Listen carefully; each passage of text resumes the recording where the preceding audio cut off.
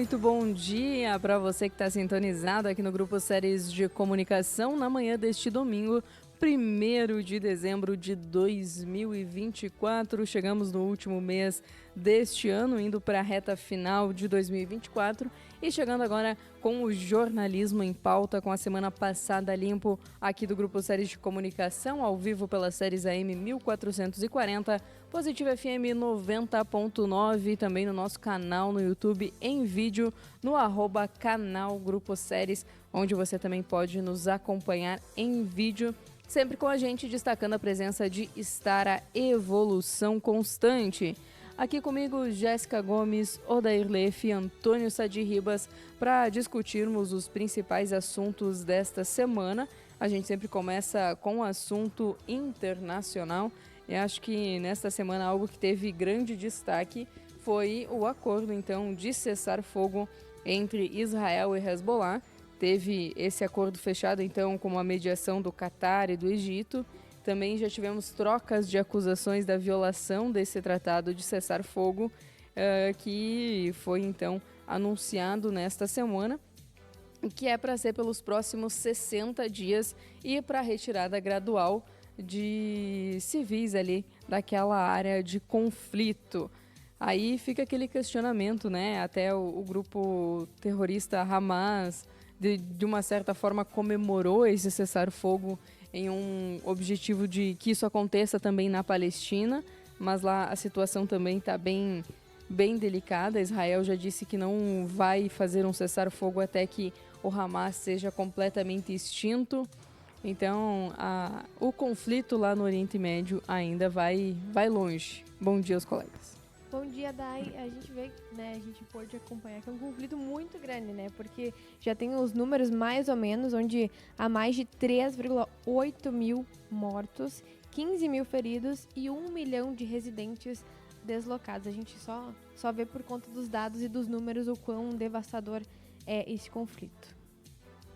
Bom dia, Daiane, bom dia, Jéssica, Antônio Sadi, ouvintes do Grupo Séries, né?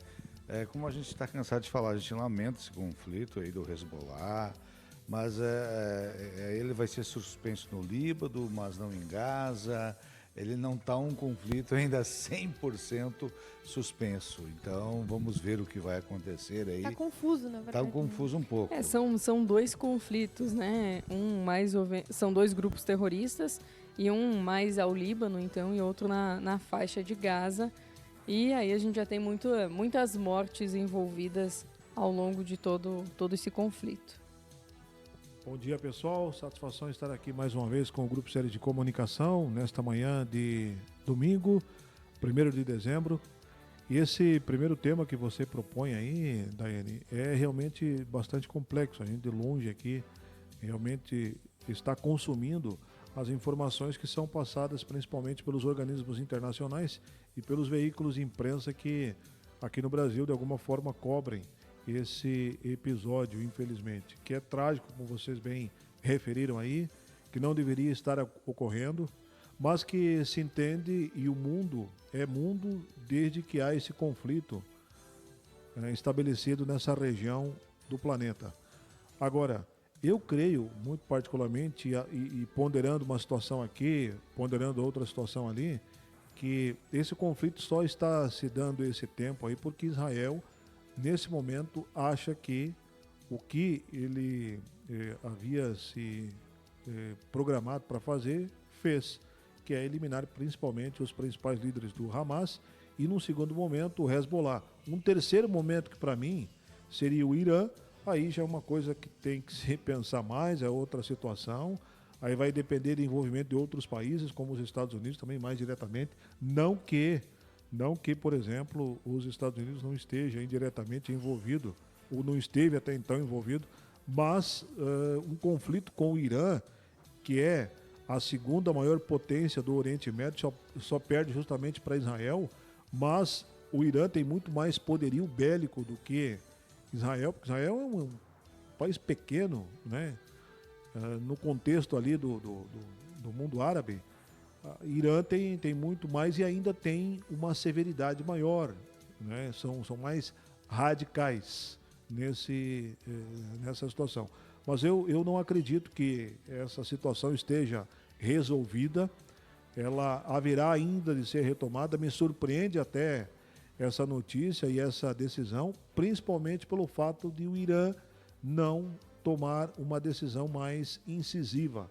E eu imagino, analisando, repito, todos os pontos dessa situação, que o Irã haverá de, numa outra oportunidade, com uma outra conformação, ali fazer um ataque a Israel e iniciar tudo de novo.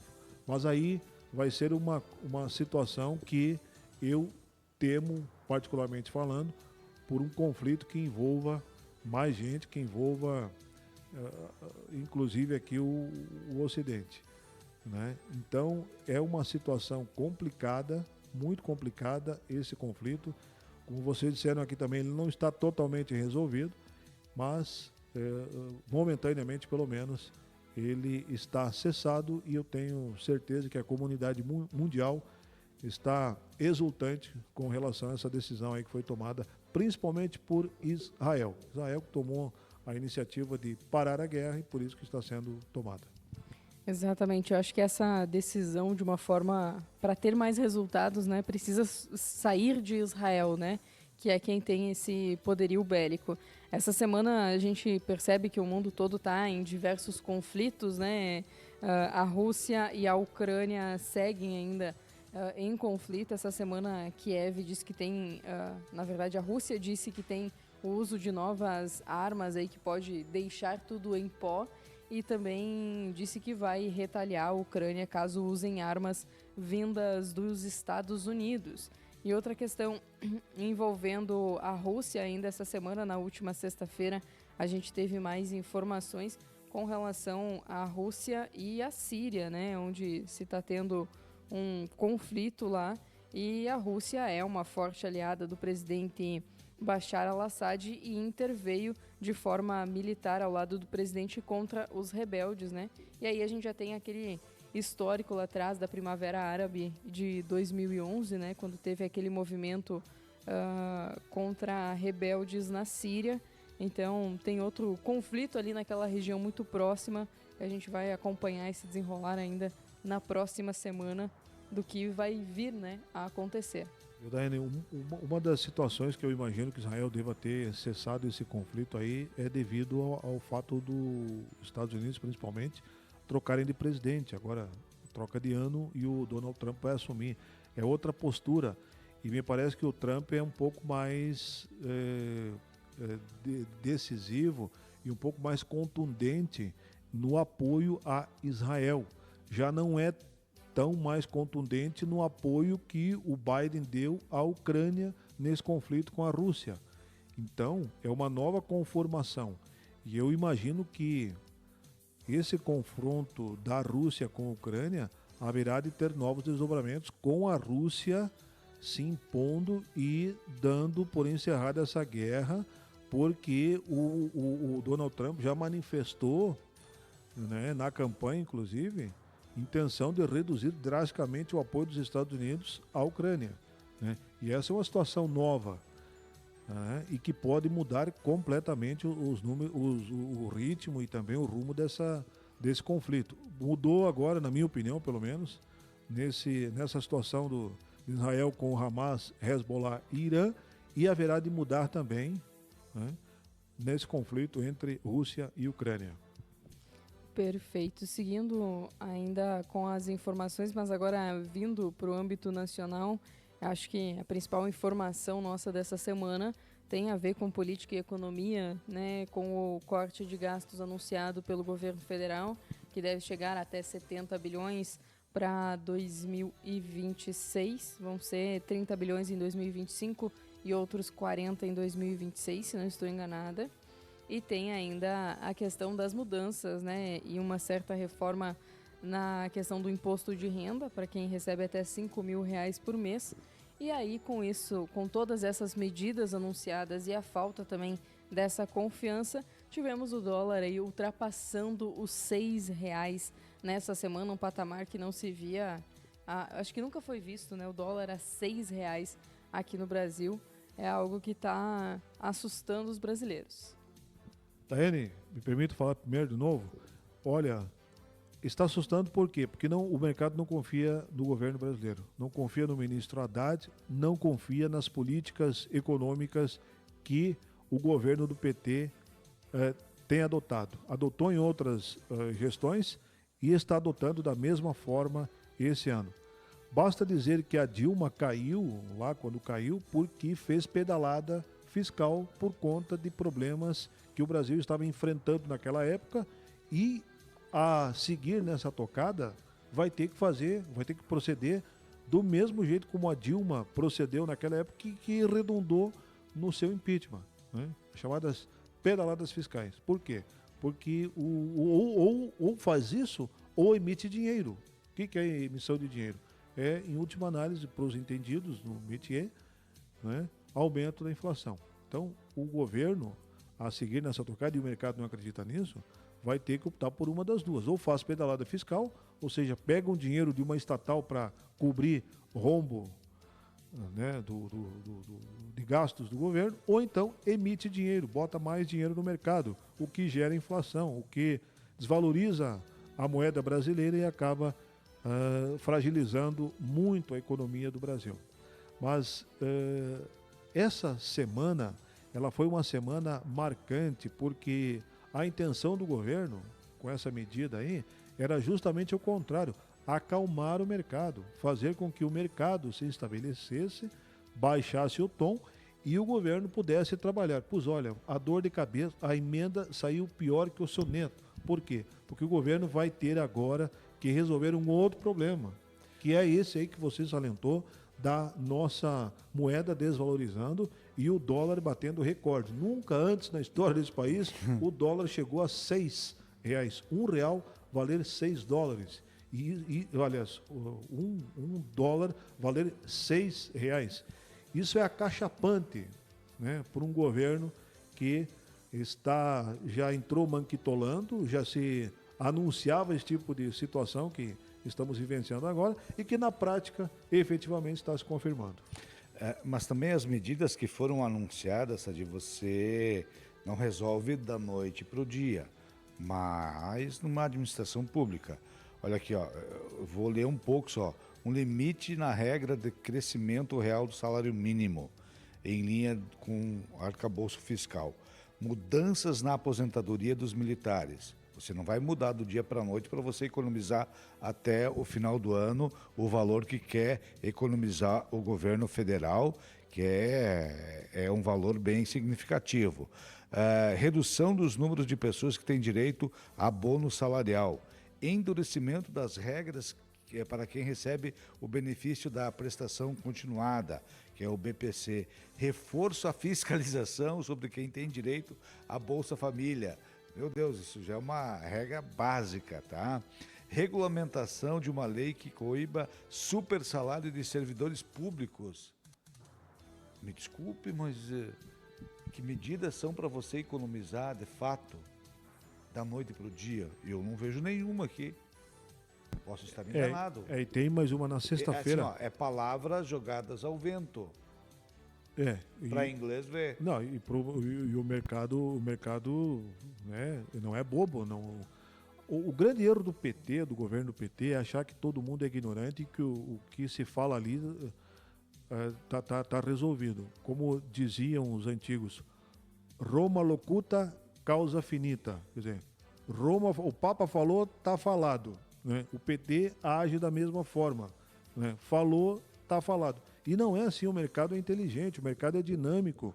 O mercado não é, por exemplo, a nossa imprensa, que recebe tudo de muito bom grado. Eu estou falando da grande imprensa, da imprensa nacional, essa que cobre lá o dia a dia, os setoristas lá do presidente da República. E outro detalhe importante nesse contexto aí, essa medida que também foi anunciada como grande medida e que poderia ser o fiel da balança, que é o aumento do valor descontado do imposto de renda acima de R$5.000, é uma medida que ainda depende de uma aprovação do Congresso Nacional. como você bem disse aí, Daí, não é bem assim. Não é bem assim, exatamente. Super salários de militares, você vai reduzir, faz um decreto e assina e amanhã diminui?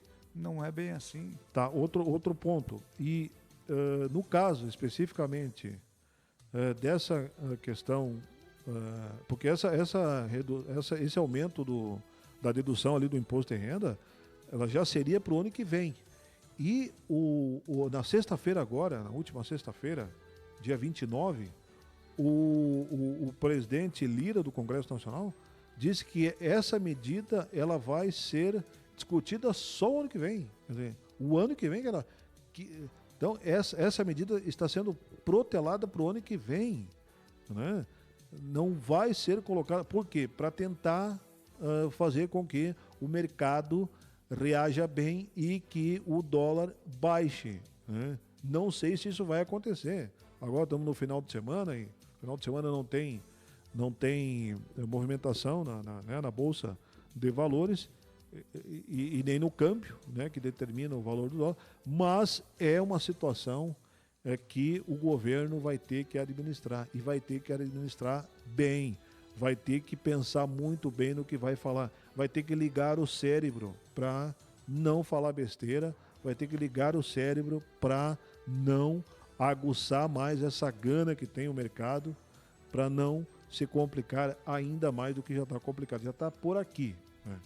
Até porque como é que vai se ter confiança, né, num governo que demorou semanas para anunciar um pacote de corte de gastos que o mercado passou muito tempo aguardando.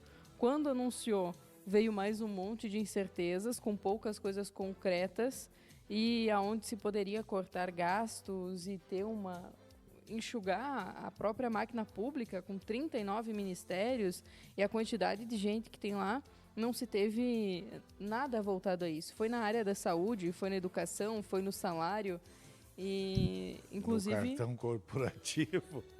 Cadê o corte do cartão corporativo? Por isso que o mercado não acredita, viu, Daiane, no governo. Por isso que não levou fé em nenhum momento dessa manifestação do presidente Haddad, por conta dessas situações aí que você está falando. E o Haddad ainda disse na sexta-feira que pode haver mais medidas caso seja necessário.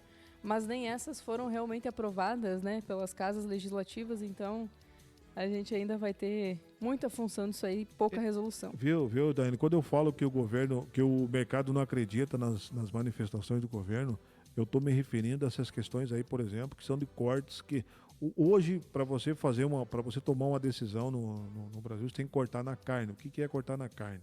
É você diminuir o número de ministérios, é você diminuir os gastos do governo com isso, com aquilo, com aquele outro, é repensar algumas obras, é fazer com que aquelas emendas parlamentares tenham um direcionamento diferente, e nada disso foi anunciado pelo governo, principalmente a diminuição de ministérios, porque você tem 39 ministérios e cada um tem que ter um orçamento, cada um tem que ter uma estrutura toda de comando de pessoas, e é isso que gera gastos no Brasil. É isso que avulta financeiramente todo mês para o cidadão do Brasil, né? E é nisso que o governo não mexeu. E é isso que o mercado reagiu. É nesse sentido. O mercado esperava que algumas medidas fossem ser carreadas nesse sentido. E não foram. Nenhuma delas. E por isso dessa reação. Não tem como ser diferente nesse sentido, né? A gente segue ainda trazendo mais informações, também vindo um pouco para o estado do Rio Grande do Sul. A gente teve nessa semana a divulgação sobre as exportações do agronegócio gaúcho, que somaram mais de 4,5 bilhões de dólares no terceiro trimestre. No entanto, isso representou aí uma redução, na verdade, de 1,4%. A gente está chegando em um momento também de safra de verão, safra da soja, e se tem uma expectativa muito grande também com relação à produção da soja nesse ano aqui no país. E a exportação gaúcha caindo aí, principalmente na parte das commodities e sementes, né, como soja e milho. O Brasil, Daiane, e o Rio Grande do Sul, muito especialmente, só sobrevive com a força da agricultura, a força do agronegócio aqui do estado. O governador do Rio Grande do Sul estava retornando essa semana aí de hoje para amanhã, né? Depois de passar pela Europa, depois de passar pela China, diz que fez grandes negócios lá, fez grandes contatos, né? Encaminhou né, negociações e nós dependemos disso. E nós só, como o Brasil, como um todo, só é positivo a sua balança comercial, o que gasta, o que vende e o que compra, por conta do agronegócio. Se não fosse isso, o Brasil já teria, né, quebrado, por assim dizer, né, a grosso modo dizendo. Então, o estado do Rio Grande do Sul, mais uma vez, com esse anúncio aí, desse superávit, dá uma demonstração de que realmente é pelo agronegócio que vai se salvar. É só por ali. E por isso, o incentivo, né, para um setor, dando a devida atenção para um segmento que rende dividendos, que dá lucro e que garante a positividade da nossa balança. E às vezes que é tão questionado, né? O agronegócio por algumas entidades, né? Pessoas que não vejam no agronegócio que ali está o desenvolvimento. A gente está numa região agrícola, né, que temos Expo Direto, a gente sabe da pujança que é o agronegócio e muitas pessoas olham o agronegócio como o patinho feio. Não, o agronegócio que dá desenvolvimento, traz tecnologia, olha... Não dão um valor, né? Exatamente, o valor devido do agronegócio. Só para questionar um pouco também, Sadi, 4,5 bilhões é baixa de 1,4% em relação ao mesmo período do ano passado. Isso se deve também, obviamente, à questão de chuvas que a gente teve ali no final de março, abril, que prejudicou um pouco essas exportações do agronegócio aí neste ano. Perfeito. A gente segue ainda falando aqui do estado do Rio Grande do Sul, porque outro assunto que vem sendo debatido desde o último final de semana já é com relação à segurança pública aqui do Rio Grande do Sul, quando a gente teve um apenado que foi assassinado dentro de uma penitenciária em Canoas. Isso acendeu vários alertas, né, sobre como que a arma entrou num presídio de segurança máxima aqui no Rio Grande do Sul, toda a questão das pessoas que estavam envolvidas com isso, e aí se segue também essa investigação de como essa arma, como que um drone chegou até uma prisão de segurança máxima. O apenado que cometeu esse assassinato foi transferido para uma penitenciária em outro estado essa semana, mas as investigações seguem acontecendo. A chefia principal do presídio foi afastada, principalmente naquela área na ala onde aconteceu o crime, mas acende alguns alertas na nossa segurança pública. Alguém liberou, é simples assim. Alguém ali ou foi comprado ou alguém liberou o acesso. Não tem... Tem um outro problema aí, Odair. A questão é o seguinte. Hoje, por exemplo, é proibido abater um drone que sobrevoa aquela região ali. Isso é ridículo uma situação dessa. Ridículo. Você não pode, hoje, o guarda ali, o sentinela, ele não pode abater o drone que sobrevoa aquela região. Por que não pode? Mas é óbvio que você tem um drone voando por ali, e foi com um drone que chegou essa arma lá pro bandido que estava lá dentro assassinar o Você está numa área de presídio, o espaço tem que ter todo ele domínio... Inviolável. Exatamente, do presídio. 100% de controle, né? Exatamente, não existe acesso, não pode ter acesso. Está tudo errado. E outra coisa... Mas eu acho que alguém ainda deu permissão. Na verdade, o governo afastou 5 servidores, porque então alguma coisa tem por trás disso, né? O governo, porque quem é que é o governo ali no presídio? Os funcionários, eles que foram afastados. Eles são o governo. E com certeza, em última análise, você tem razão, daí, porque houve negligência, houve corrupção, houve ali uma ação de improbidade, né? Uma ação de... se você fazer uma análise mais profunda, Sadi, é uma série de questões que envolvem. Por exemplo, vamos dizer, o Sadi trabalha no presídio ali em Canoas, que ocorreu o fato, né? de repente, os próprios bandidos conhecem o Sadi, conhecem a família do Sadi, fazem uma ação. Ô Sadi, eu conheço onde você mora, eu conheço tua filha, eu conheço teu filho, eu conheço tua esposa. Você faz isso, senão você vai sofrer penalidades. E daí? Qual é a proteção que o Estado dá para esses servidores que trabalham em presídio? Pois então, Daíra. Então, o que tem que dar é segurança. Outra coisa, o que eu como cidadão, e aí eu falo como cidadão aqui do Rio Grande, lamento nessa situação é o seguinte: esse bandido que acabou sendo assassinado, porque ele estando preso lá, ele está sob guarda do Estado. O Estado tem que preservar a vida dele, por mais que seja um bandido. Mas, infelizmente, né, ele não pode morrer ali, porque se ele morre ali, sobre o guante do Estado, nós é que vamos ter que pagar a pensão para a família dele. Exatamente, é uma série de situações.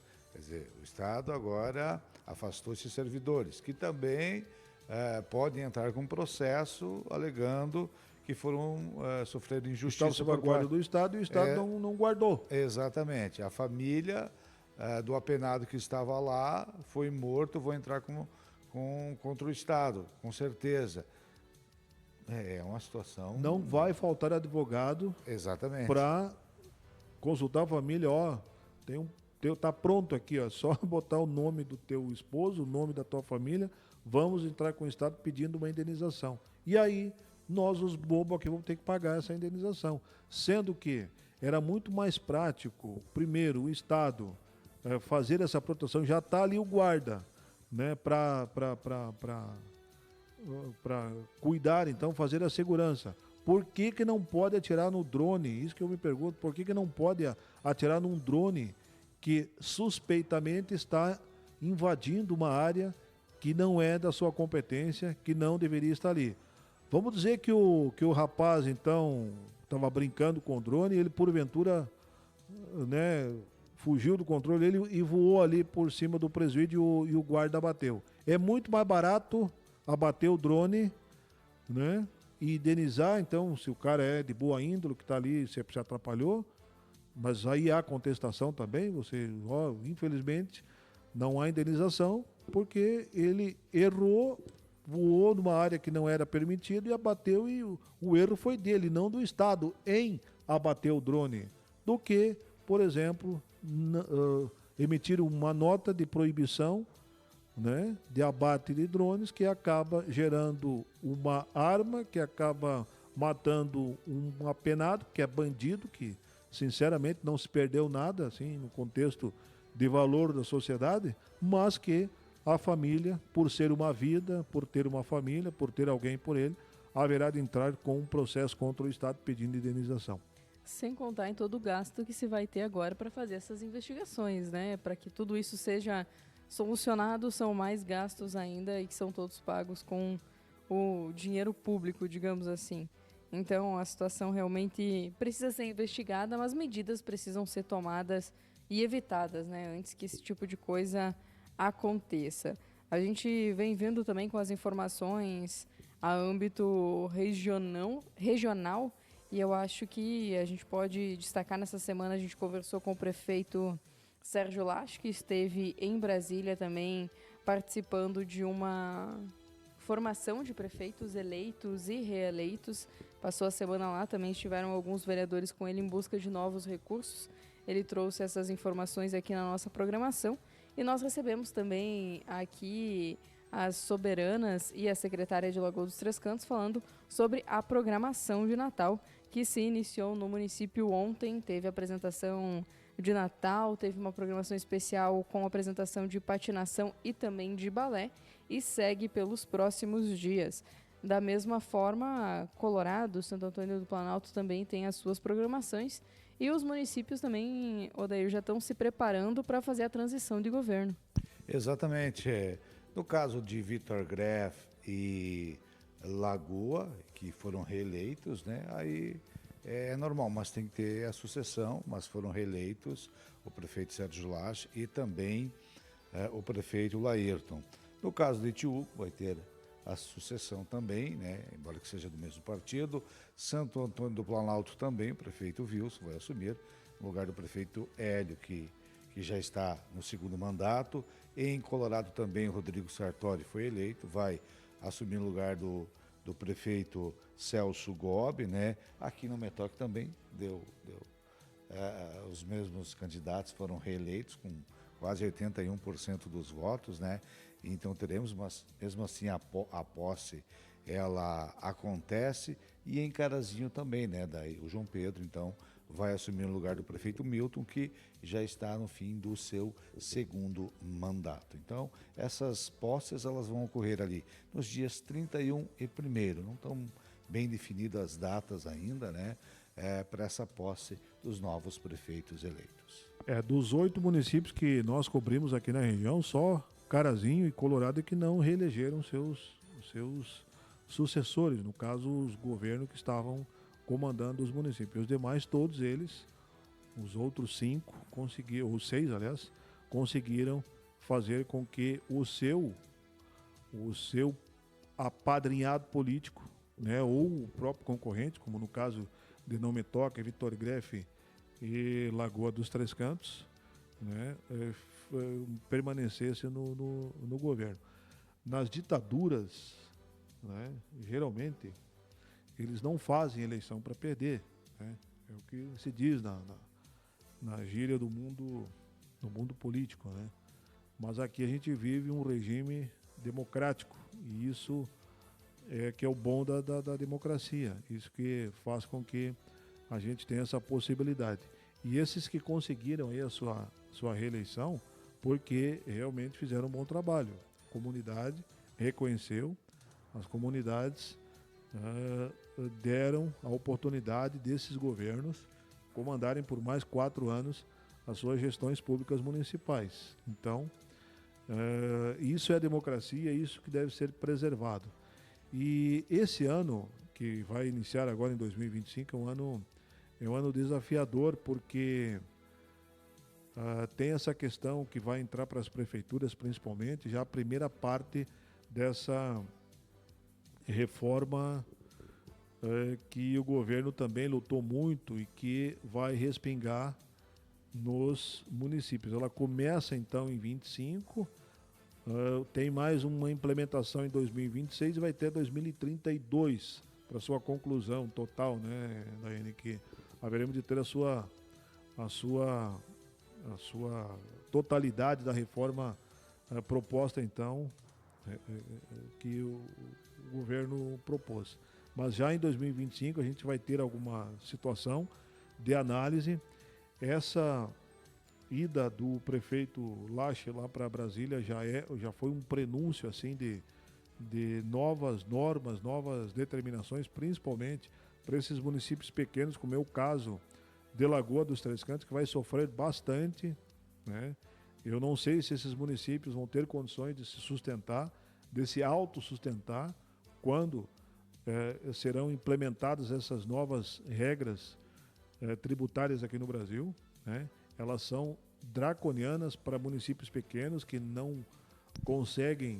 A reforma tributária ela tem previsão para ter início em 2026, e valer integralmente a partir de 2033. Mas daí a questão é que se você não se adequar já a partir do ano que vem, você já entra mal lá. Exatamente. Esse é o problema. E está tudo meio obscuro ainda, nessa de não se sabe muitas questões de mudanças. Mas o que se sabe é ruim, viu, Daí? O que muda, principalmente? As informações preliminares não são boas, né? O que você tem... E se você não começar o ano que vem, né, a implementar isso... Porque no Metoque é um município que produz muito, e o teu valor de ICMS para o município será acreditado naquilo que você vende e não pela produção. Então, o Não Me Toque é um município que, pelo novo sistema tributário, deverá perder aí ICM. Não, sabe o que acontece? Qual a principal mudança nesse aspecto aí, Daí?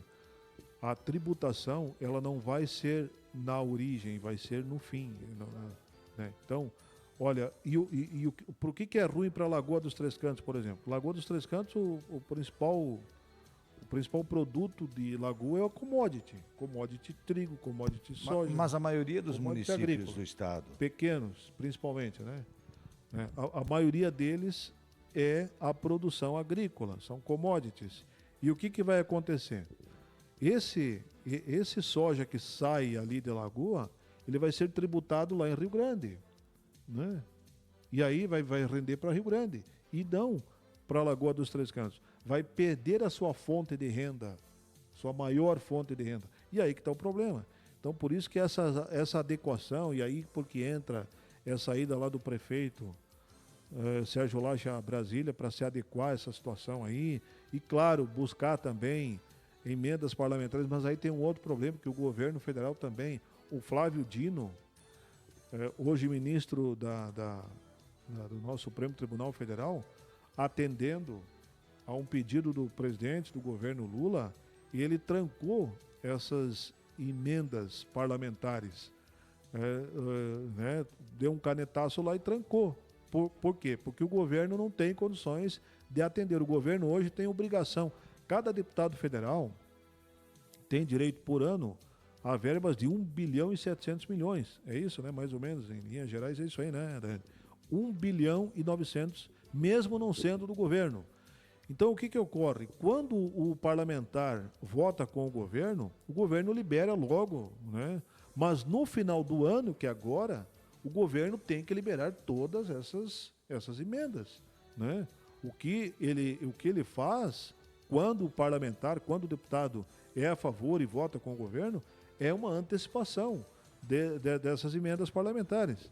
Mas agora, né, com essa medida aí do Flávio Dino, trancou tudo. O governo não precisa pagar mais nenhuma medida. Por quê? Para evitar também esse déficit fiscal que nós estávamos falando no começo aqui do nosso jornalismo em pauta de hoje, né? O governo também está mal. O governo não tem mais dinheiro para, por exemplo, atender a essas emendas parlamentares que os deputados federais têm direitos e que, né, deveriam receber agora, nesse final de ano aí, todas essas emendas. E uma das medidas do nosso prefeito aí de Lagoa, então, Sérgio Laje, foi tentar agilizar, né, a liberação dessas emendas. Não sei se ele vai fazer, ele vai voltar aí, né? A gente vai conversar com ele de novo, vai saber exatamente o que ele conseguiu, se é que conseguiu, enfim, o que vai dizer. Exatamente, ele também fez esse encaminhamento então para essas emendas, ainda falando em região e falando do município em Carazinho, que também já está em movimentação de transição de governo. Mas agora falando de um assunto não tão feliz, né? Nesta semana a gente recebeu o seu Henrique Van Riel e também o Luiz Vitalper aqui na programação do Grupo Série de Comunicação para falar sobre uma situação muito delicada lá da comunidade de Carazinho, onde uma empresa de dejetos a céu aberto está causando transtornos aí há mais de 8 anos para as pessoas que moram ali naquela região, devido ao mau cheiro, né, muito forte naquele local, e também o acumulado de moscas que ficam lá atrapalhando a produção agrícola, atrapalhando o dia a dia daquelas mais de 50 famílias que residem lá.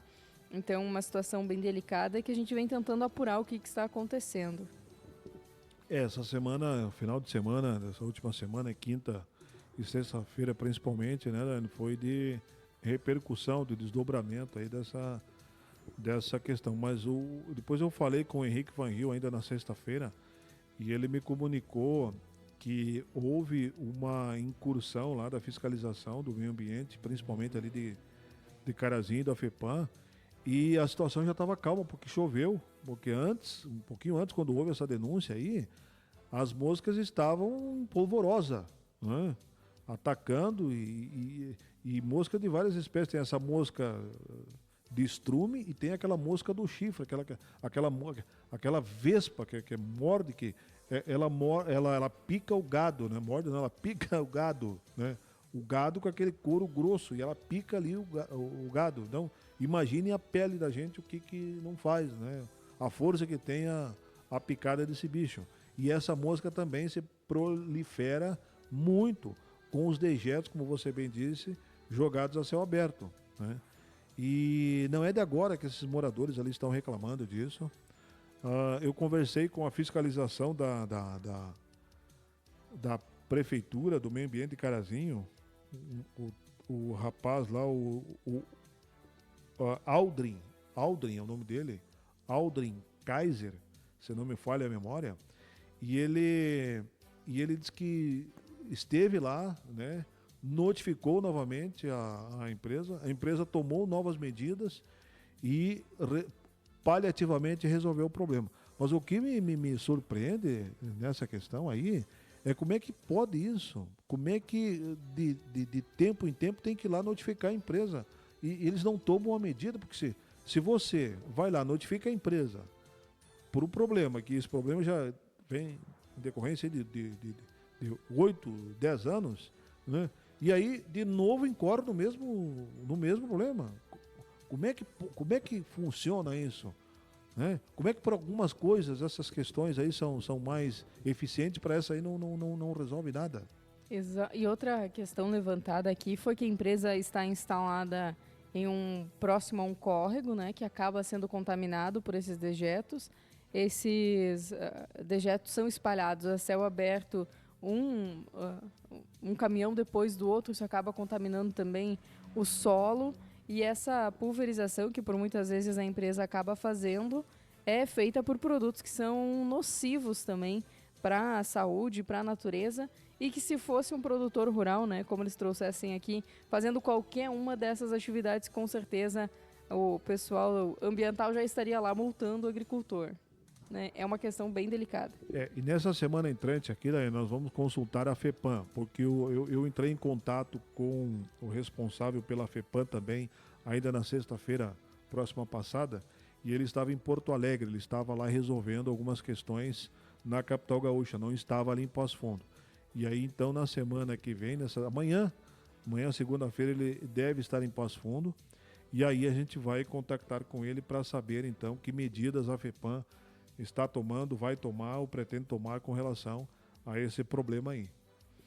A gente segue o nosso jornalismo em pauta, trazendo informações locais aqui para a nossa programação.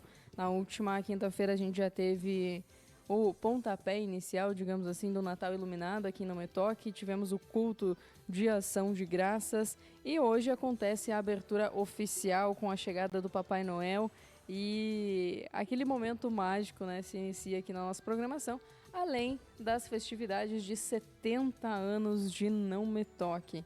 A gente recebeu o prefeito Gilson dos Santos aqui na nossa programação, ele fez um apanhado também de todas as obras desses 4 anos de mandato, mas destacou que a programação está realmente pensada para toda a família. O colega Odair acompanhou, né? O acendimento das luzes aqui, tá lindíssima a praça. Exatamente, estive participando do culto de ação de graças também, muito importante essa celebração. Depois também tivemos o acendimento aqui das luzes de Natal, até o prefeito brincou, de passito em passito a gente está chegando perto de Gramado, de tão bonita que está a nossa praça aqui então. É um momento também para as pessoas virem, visitarem à noite, momento para os pais trazerem as crianças aqui. Hoje à noite começa então, teremos a abertura oficial, a chegada do Papai Noel, né, um momento marcante. A partir das 8. A partir das 20 horas, no Nenão. E a partir do dia 14 também teremos shows aqui na praça e dia 18, parabéns no Metoque, 70 anos. Ainda neste domingo, Jéssica, temos futebol também, transmissão aqui pelo Grupo Série de Comunicação.